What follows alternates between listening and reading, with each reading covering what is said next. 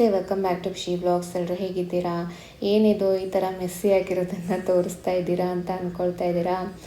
ನಾವು ಹೊಸ ಮನೆಗೆ ಬಂದಿರೋದನ್ನು ನೀವು ನೋಡಿದ್ರಿ. ಹಳೆ ಮನೇಲಿ ಏನಾಗ್ತಾ ಇದೆ ಅನ್ನೋದನ್ನು ಅಚ್ಚುತ್ತವರು ವಿಡಿಯೋ ಮಾಡಿದರು.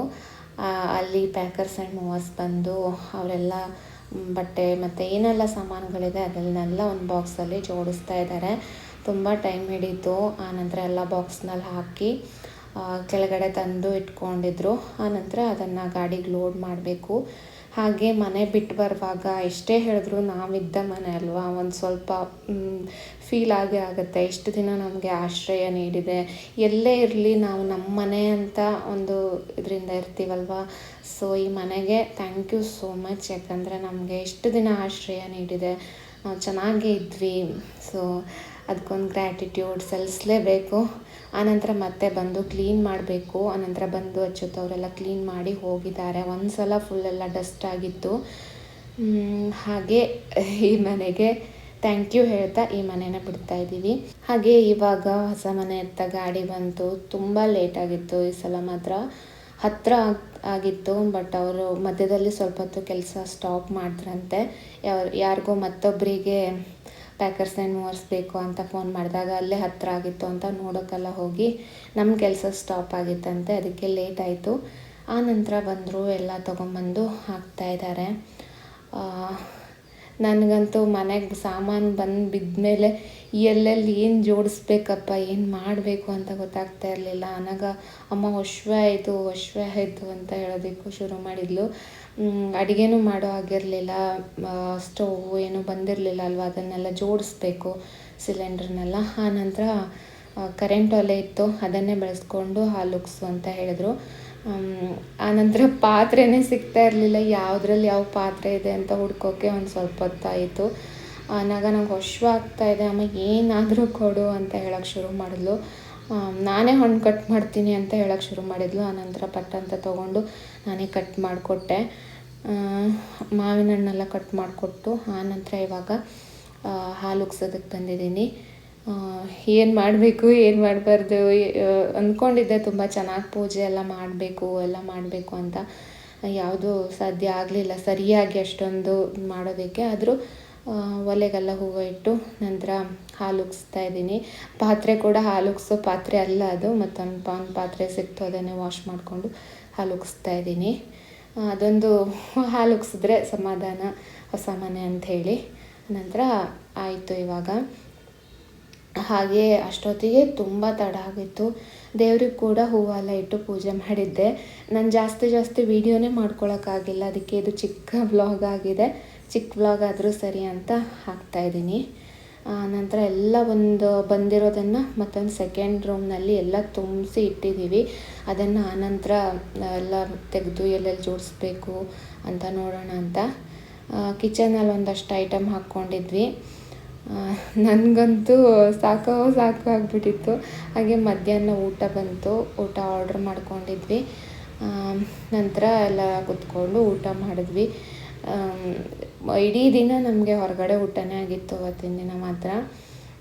ಆನಂತರ ಮಧ್ಯಾಹ್ನ ಮೇಲೆ ಇವರಿಬ್ಬರು ಸೇರಿಕೊಂಡು ಒಟ್ಟಿನಲ್ಲಿ ಎಲ್ಲ ಸೇರಿಸ್ತಾ ಇದ್ದಾರೆ. ಅಲ್ಲಿ ಇಲ್ಲಿ ಅಂತೆಲ್ಲ ಎಲ್ಲ ಜಾಗ ಇದೆಯೋ ಅಲ್ಲಲ್ಲಿ ಪಾತ್ರೆನೆಲ್ಲ ಇಡ್ತಾ ಇದ್ದಾರೆ. ಹಾಗೆ ನಾನು ಆನಂತರ ನೋಡಿಕೊಂಡು ಎಲ್ಲ ಸೆಟ್ ಮಾಡ್ಕೊಳ್ತೀನಿ ಅಂದೆ. ಯಾಕಂದರೆ ಈ ಥರ ತುಂಬ್ಕೊಂಬಂದ್ಮೇಲೆ ಅದನ್ನು ಒಂದು ಸಲ ವಾಶ್ ಮಾಡ್ಕೊಂಡಿಲ್ಲ ಅಂದರೆ ನಮ್ಗೆ ಹಾಗೆ ಎಲ್ಲ ಬಳಸೋದಕ್ಕೆ ಮನಸ್ಸಾಗಲ್ಲ. ಸೊ ಹಾಗಾಗಿ ಒಂದು ಸಲ ಹಾಗೆ ಇರಲಿ, ನಂತರ ನಾನು ಮಾಡ್ತೀನಿ ಅಂದ್ಕೊಂಡೆ. ಅಷ್ಟೊತ್ತಿಗೆ ನನಗೆ ಆನ್ಲೈನಲ್ಲಿ ಕ್ಲಾಸು ಅಟೆಂಡ್ ಮಾಡೋದಕ್ಕೆ ಟೈಮ್ ಆಗಿತ್ತು. ಇದೆಲ್ಲ ಹೀಗೆ ಇತ್ತು. 4:15 ನೋಡಿ ಟೈಮ್, 4:40ಕ್ಕೆ ಲಾಗಿನ್ ಆಗಬೇಕಿತ್ತು. ನಾನು ಅದನ್ನೆಲ್ಲ ರೆಡಿ ಮಾಡಿಕೊಂಡು ಕೂತ್ಕೊಳ್ತಾ ಇದ್ದೀನಿ.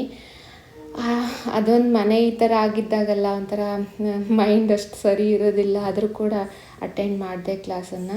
ಹಾಗೆ ರಾತ್ರಿ ಊಟ ಕೂಡ ಬಂತು. ರಾತ್ರಿ ಸುಮಾರು 9 ಗಂಟೆಗೆ ಮತ್ತೆ ಆರ್ಡ್ರ್ ಮಾಡಿಕೊಂಡು ಊಟ ಮಾಡಿದ್ವಿ. ಇದನ್ನೆಲ್ಲ ನಂಗೆ ಸರಿ ಮಾಡೋದಕ್ಕೆ ಸುಮಾರು 1 ವಾರನೇ ಬೇಕಾಯಿತು. ಆನಂತರ ನೆಕ್ಸ್ಟ್ ಡೇ ಮಾರ್ನಿಂಗ್ ಅನಗ ಮಲ್ಕೊಂಡಿದ್ಲು. ಅವತ್ತಿನ ದಿನ ರಾತ್ರಿ ಮಲಗಿದ್ದೊಂದೇ ಗೊತ್ತು, ಅಷ್ಟು ಚೆನ್ನಾಗಿ ನಿದ್ದೆ ಬಂದಿತ್ತು.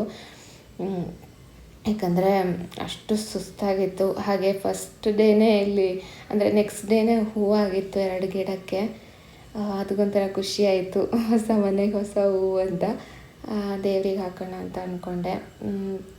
ಯಾವ ಗಿಡನೂ ಬಿಟ್ಟು ಮರಕ್ಕೆ ಮನಸ್ಸಾಗಲಿಲ್ಲ. ಸೊ ಹಾಗಾಗಿ ಎಲ್ಲ ತೊಗೊಂಡೇ ಬಂದಿದ್ವಿ. ಇಲ್ಲಿ ಇಡೋಕ್ಕೂ ಕೂಡ ಜಾಗ ಇದೆ, ಬಟ್ ಮೇಂಟೈನ್ ಮಾಡೋದು ಸ್ವಲ್ಪ ಕಷ್ಟ. ನೀಟಾಗಿ ಕ್ಲೀನಾಗಿ ನೆಲ ಎಲ್ಲ ಕ್ಲೀನಾಗಿ ಇಟ್ಕೋಬೇಕಲ್ಲ.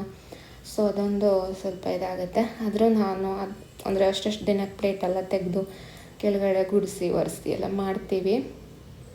ಹಾಗೆ ನೆಕ್ಸ್ಟ್ ಡೇ ತಿಂಡಿ ಆದರೂ ಮನೆಯಲ್ಲಿ ಏನಾದರೂ ಮಾಡ್ಕೊಳ್ಳೇಬೇಕು. ಇವಾಗಂತೂ ಬೇರೆ ತಿನ್ನೋಕ್ಕೆ ಸಾಧ್ಯನೇ ಇಲ್ಲ ಅಂಥೇಳಿ ಕಾಯಿ ತುರಿ ಮಾಡ್ಕೊಳ್ತಾ ಇದ್ದೀನಿ. ಒಂದು ಅವಲಕ್ಕಿ ಮಾಡೋಣ ಅಂತ ಕಾಯಿ ತುರಿ ಮಾಡಿಟ್ಕೊಂಡ್ಬಿಟ್ರೆ ನೆಕ್ಸ್ಟ್ ಅಡುಗೆ ಕೂಡ ಆಗುತ್ತೆ ಅಂತ. ಹಾಗೆ ಕೆಲವೊಂದೆಲ್ಲ ವಾಶ್ ಮಾಡ್ಕೊಳ್ತಾ ಇದ್ದೀನಿ. ಮತ್ತು ಯಾವುದು ನೀಟಾಗೆಲ್ಲ ಇಟ್ಟಾಗಿರಲಿಲ್ಲ, ನೆಕ್ಸ್ಟ್ ಡೇಗೆಲ್ಲ ಹಂಗಂಗೆ ಇತ್ತು ಆಯಿತಾ. ಯಾಕೆ ಈ ಥರ ಇದೆ ಅಂತ ನಿಮ್ಗೆ ಅನಿಸ್ಬೋದು. ಯಾರು ಹೆಲ್ಪ್ ಇಲ್ಲದೆ ಎಲ್ಲ ಮಾಡ್ಕೊಳ್ಳೋದು ತುಂಬ ಕಷ್ಟ ಆಗುತ್ತೆ. ಅದರಲ್ಲಿ ಇವಾಗ ಪ್ರೆಗ್ನೆನ್ಸಿಯಲ್ಲಂತೂ ನನಗೆ ಸುಸ್ತೇ ಮೇನ್ ಇರೋದ್ರಿಂದ ನಿಧಾನಕ್ಕೆ ಮಾಡ್ಕೊಳ್ತಾ ಇದ್ದೆ. ನಿಜ ಒಂದು ಮನೆ ಚೇಂಜ್ ಮಾಡುವಾಗ ಯಾರಾದರೂ ಒಬ್ಬರು ಬಂದರೆ ತುಂಬ ಹೆಲ್ಪ್ ಆಗುತ್ತೆ, ಇಲ್ಲ ಅಂದರೆ ತುಂಬ ಕಷ್ಟ. ಸೊ ಸಡನ್ನಾಗಿ ಆಯ್ತಲ್ಲ. ಸೊ ಹಂಗಾಗಿ ಏನು ಮಾಡೋಕ್ಕಾಗಲ್ಲ, ನಾವೇ ಮಾಡ್ಕೋಬೇಕಿತ್ತು. ಮೊದಲೇ ಪ್ಲ್ಯಾನ್ ಇದ್ದಿದ್ರೆ ಏನಾದರೂ ಪ್ಲ್ಯಾನ್ ಮಾಡಿಕೊಂಡು ಯಾರನ್ನಾದರೂ ಕರಿಬೋದಿತ್ತು. ಸೊ ಹಾಗೆ ಕೆಲವೊಂದು ಈ ರ್ಯಾಕು ಎಲ್ಲ ಇತ್ತಲ್ವ, ಇವಾಗ ಜಾಗ ಇದೆ, ಇದನ್ನೆಲ್ಲ ಸರಿಯಾಗಿ ಇಟ್ಕೊಳ್ಳೋಣ ಅಂತ ಅಂದ್ಕೊಂಡೆ. ಅಲ್ಲ ಆ ಮನೆಯಲ್ಲಾದರೆ ತುಂಬ ಚಿಕ್ಕದಾಗಿತ್ತು ಸ್ಟ್ಯಾಂಡು, ಇಲ್ಲಿ ದೊಡ್ಡದಾಗಿದೆ. ನನ್ನ ಹತ್ರ ಇರೋ ಎಲ್ಲ ಐಟಮ್ಗಳನ್ನು ಸರಿಯಾಗಿ ಇಟ್ಕೋಬೋದು, ಚೆನ್ನಾಗಿ ಕಾಣಿಸೋ ಥರ. ಹಿಂದಿನ ವೀಡಿಯೋಕ್ಕೆ ಮನೆ ಚೇಂಜ್ ಮಾಡಿದ್ದೀನಿ ಅಂತ ಹೇಳಿದಾಗ ನಿಮ್ಮಲ್ಲಿ ತುಂಬ ಜನ ಪ್ರೀತಿಯಿಂದ ಕಮೆಂಟ್ ಹಾಕಿದ್ದೀರಾ, ಒಳ್ಳೆಯದಾಗಲಿ, ಬೆಸ್ಟ್ ವಿಶಸ್ ಅಂತ. ನಿಮ್ಮೆಲ್ಲರ ಪ್ರೀತಿಗೆ ಥ್ಯಾಂಕ್ ಯು ಸೋ ಮಚ್. ಹಾಗೆ ವಿವರೊಬ್ಬರು ಹೇಳ್ತಾಯಿದ್ರು ಪ್ರೆಗ್ನೆನ್ಸಿಯಲ್ಲಿ ಮನೆ ಚೇಂಜ್ ಮಾಡಬಾರ್ದು ಅಂತ ಹೇಳ್ತಾರೆ ಅಂತ. ಸೊ ಆ ಪ್ರಾಕ್ಟೀಸ್ ನನ್ನ ಫ್ಯಾಮಿಲಿಯಲ್ಲಿ ಇಲ್ಲ.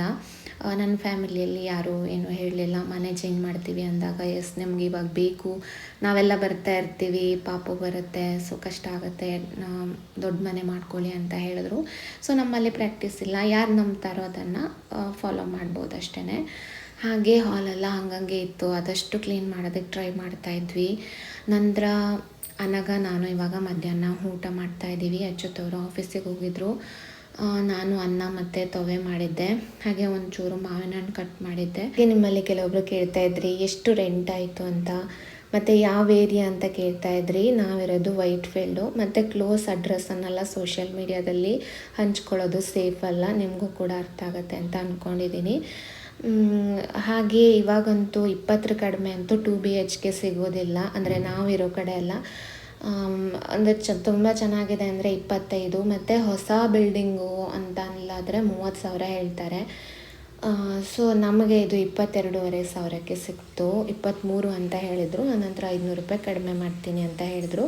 ಸೊ ನಮ್ಗೆ ಓಕೆ ಅಂತ ಅನ್ನಿಸ್ತು, ಯಾಕಂದರೆ ದೊಡ್ಡದಾಗಿದೆ, ಹೊರಗಡೆ ಎಲ್ಲ ತುಂಬ ಚೆನ್ನಾಗಿದೆ. ಮತ್ತು ಮಕ್ಕಳಿದ್ದಾರೆ, ಎಲ್ಲ ಫ್ಯಾಮಿಲಿನೇ ಇರೋದು, ಎಲ್ಲ ಫುಲ್ಲಿದೆ. ಸೊ ಮಕ್ಕಳಿರೋದ್ರಿಂದ ಅನಗಂಗೆ ಆಟ ಆಡೋದಕ್ಕೆ ದಿನ ಮಧ್ಯಾಹ್ನ ಮೇಲೆ ಹೋಗಿ ಆಟ ಆಡ್ತಾಳೆ. ಅದು ನನಗೆ ಮೇನಾಗಿ ತುಂಬ ಖುಷಿ ಕೊಟ್ಟಿದ್ದು. ಯಾಕಂದರೆ ಹಳೆ ಮನೆಯಲ್ಲಿದ್ದಾಗ ಅವಳು ಒಂಥರ ಜೈಲಲ್ಲಿರೋ ಥರ ಆಗಿತ್ತು. ಅವಳಿಗೆ ಎಲ್ಲೂ ಹೊರಗಡೆ ಹೋಗೋದು ಅಂದರೆ ನಾನು ಸ್ವಲ್ಪ ರೋಡಿಗೆಲ್ಲ ಕರ್ಕೊಂಡು ಹೋಗ್ತಾಯಿದ್ದೆ, ಬಟ್ ಮಕ್ಕಳೆಲ್ಲ ಅಷ್ಟು ಸಿಗ್ತಾ ಇರಲಿಲ್ಲ. ನಮ್ಮ ಬಿಲ್ಡಿಂಗಲ್ಲೇ ಮಕ್ಕಳಿದ್ದಾಗ ಎಲ್ಲ, ಮತ್ತು ಅವ್ರ ಪೇರೆಂಟ್ಸು, ಅವ್ರ ಅಮ್ಮಂದರು ಕೂಡ ಕೆಲವೊಬ್ಬರು ಕೆಳಗಡೆ ಬರ್ತಾರೆ, ನಾನು ಕೂಡ ಮಾತಾಡ್ಬೋದು, ಅನಗ ಕೂಡ ಆಟಾಡ್ತಾಳೆ. ಸೊ ಎಲ್ಲ ರೀತಿಯಲ್ಲೂ ಅನುಕೂಲವಾಗಿದೆ ಅಂತ ಓಕೆ ಮಾಡಿದ್ವಿ. ಸೊ ಇಷ್ಟೇ ಸ್ನೇಹಿತರೆ ಇವತ್ತಿನ ವಿಡಿಯೋ. ಈ ಒಂದು ವಿಡಿಯೋ ನೋಡಿದ್ದಕ್ಕಾಗಿ ಧನ್ಯವಾದ.